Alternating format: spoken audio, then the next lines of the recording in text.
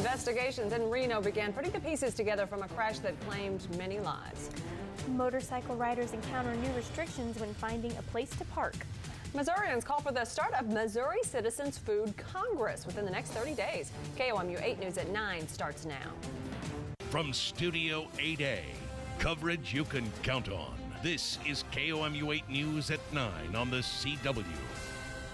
Twice this weekend in Nevada and West Virginia, air show thrills have turned into deadly tragedies. The worst happening late Friday at the Reno International Air Races. Good evening, I'm Angie Bailey. Today we got our first up-close view of the impact point, and tonight people are asking if these sorts of shows have become too dangerous. NBC's George Lewis is in Reno with the latest developments. And the NTSB says one thing that may come out of its investigation is a set of recommendations to beef up safety at air shows and air races like this one. The 6th annual Eco Arts Fest continued in Columbia today despite the rainy weather. Local artists displayed their work while performers provided music for entertainment. Missouri River Relief was one organization that had a booth set up today. The group has been taking people out on the lake this weekend to help clean up trash. One member of Missouri River Relief says he's seen changes on the river due to recent flooding. Because the flooding was so long and sustained, the high water, I think a lot of stuff actually kind of washed downstream. And we're finding that we've got to sort of hike back into the woods, and there's deposits of trash back in there. Schnarr says about 50 people went out on the water to pick up trash during the festival. Missouri River Relief will continue cleanups from here to St. Louis over the next month and a half. Working parents in a tornado-ravaged Joplin are finding it tougher to find childcare after more than half of the licensed daycare spaces in the community vanished after the May 22nd storm. The Joplin Globe reports Childcare Aware of Missouri says the number of licensed daycare spaces in Joplin fell from almost 2,000 before the storm to just less than 800 afterward. A Missouri town that was nearly destroyed 150 years ago by Kansas militia is calling upon the University of Kansas to get rid of its Jayhawks mascot.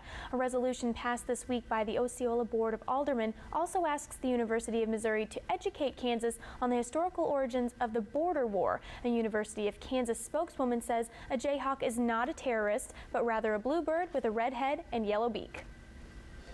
President Obama plans to present his plan to raise money for the jobs bill. But it's a plan that Republicans won't support. And a convicted cop killer claims innocence, with his death sentence soon to be decided.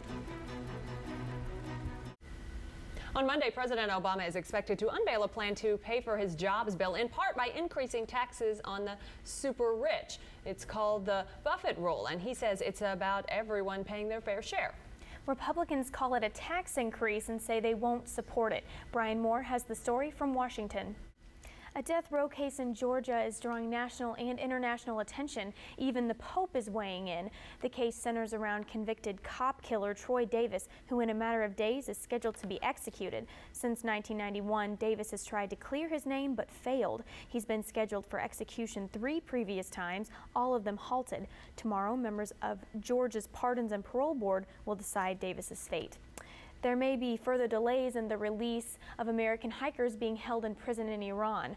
The hikers' lawyer says the judge whose signature is needed to finalize bail is on vacation until Tuesday. One judge has already signed the documents for Shane Bauer and Josh Fatal, but the signature of a second judge is required.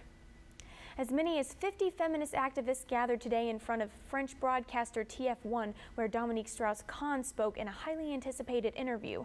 The interview was Strauss-Kahn's first since his May arrest over allegations he sexually assaulted a New York hotel maid.